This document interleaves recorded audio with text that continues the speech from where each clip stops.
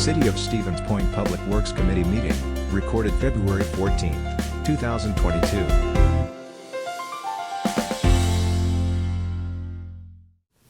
I am. Yes.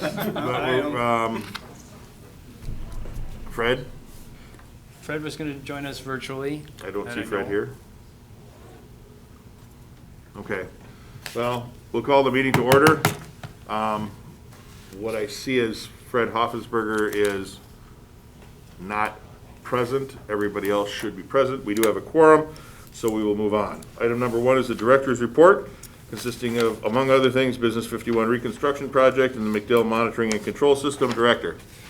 With regards to Business 51, I just wanted to point out the last bullet point I had on the director's report, which was related to the Infrastructure Investment Law Act, otherwise known as the Bipartisan Infrastructure Law. There is a lot of money coming in our way, and we don't necessarily know all the details at this point in time.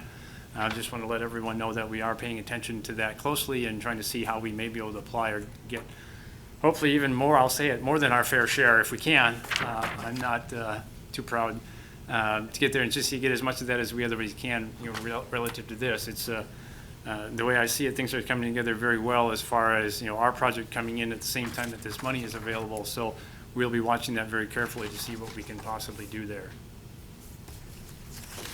And then secondly, with respect to McDill Monitoring and Control System, we just finished up an inspection of that. The system is actually up and running at this point in time.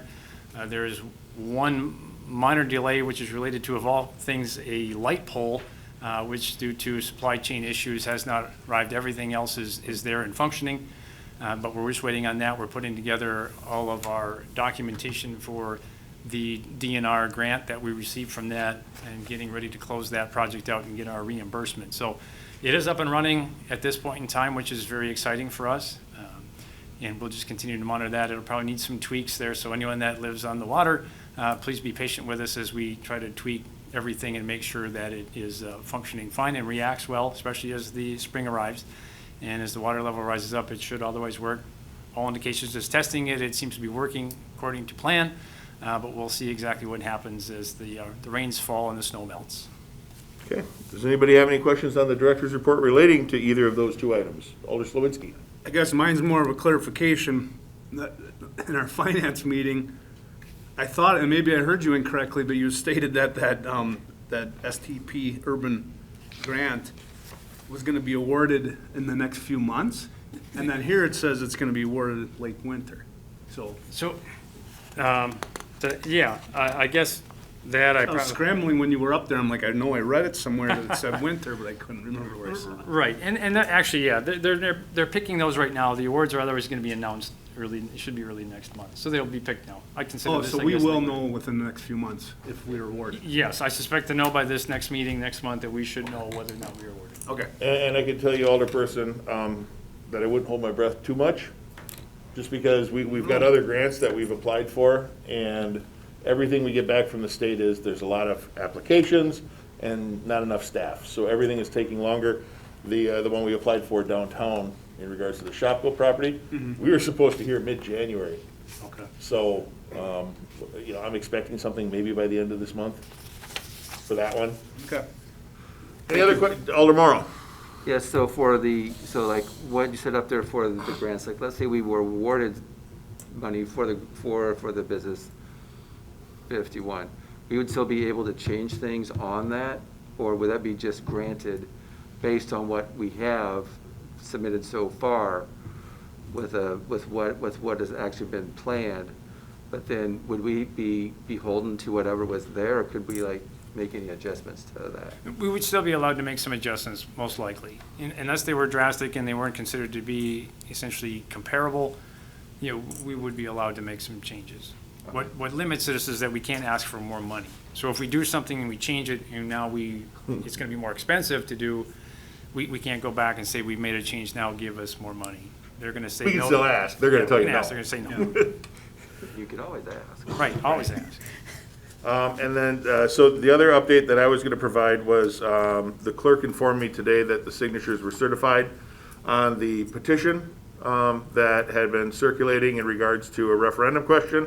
It's my intention to have council consider that next week. Council has up to, is it 60 days, Carrie, or 30? 30. The council has 30 days to act, but since we have a meeting next week, it makes sense to get that on the agenda. Council has the ability to enact it next week. If they choose not to enact the wording of the petition question, then it will go to referendum, and I believe we're still looking at August. So it'll be on the August ballot if council chooses to not do that. It's my intention, and I discussed this with Director Badun already, doesn't make sense to spend a whole lot of money on things that we are uncertain of.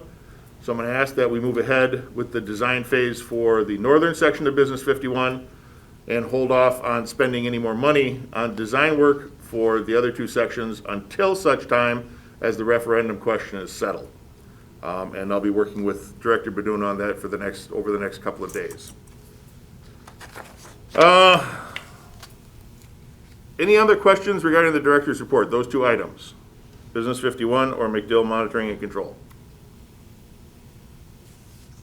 See no one online, no one in the room, then we move on.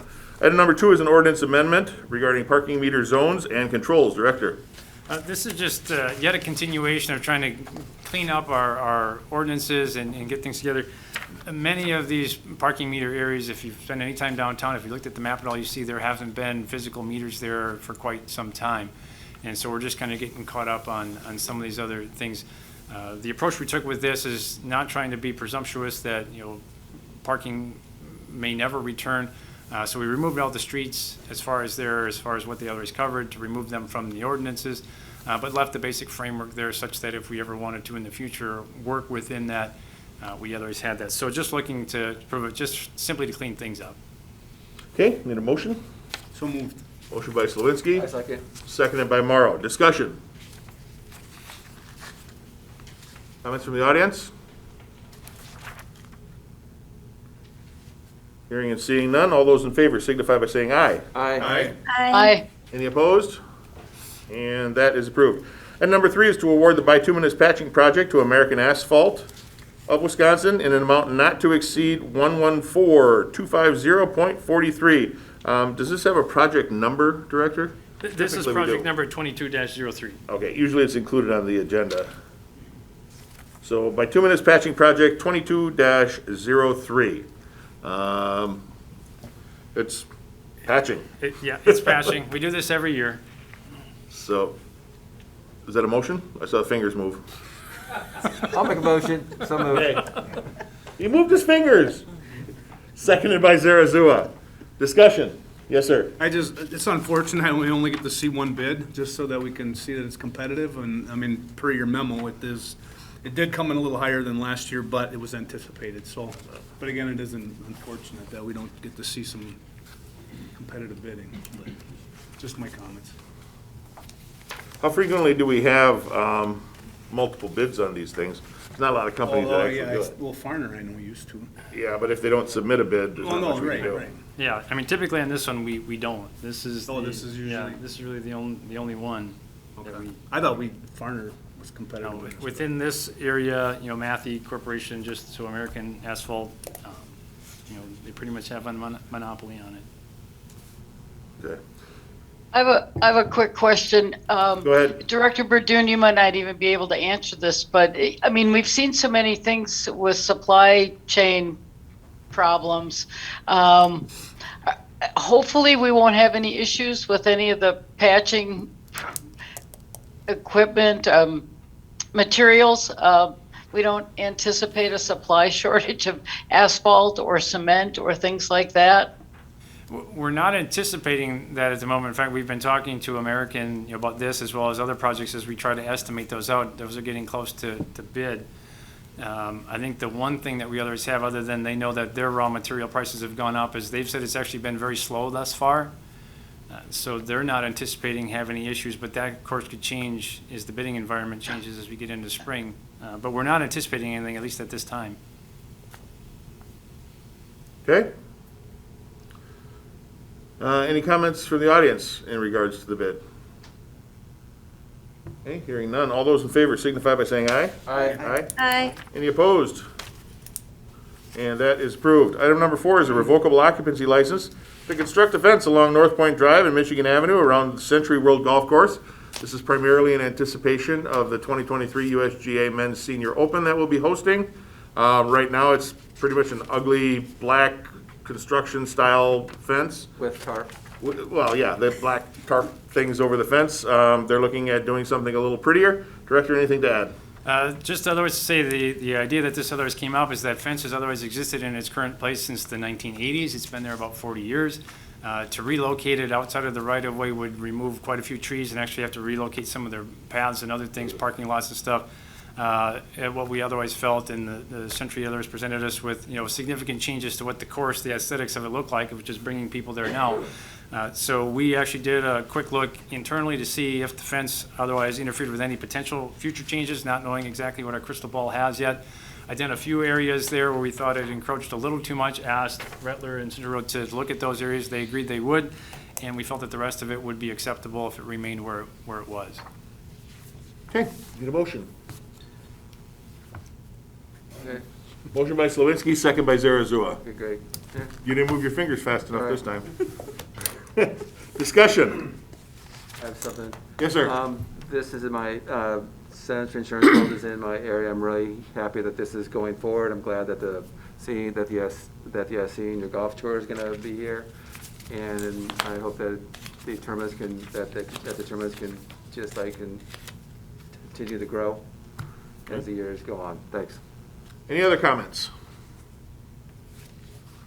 Audience? Seeing, hearing nothing. All those in favor signify by saying aye. Aye. Aye. Any opposed? Motion passes, and we are adjourned at 6:24. Public policy and general government is up next. A video of this meeting is available for viewing on the city's website, stevenspoint.com/videos.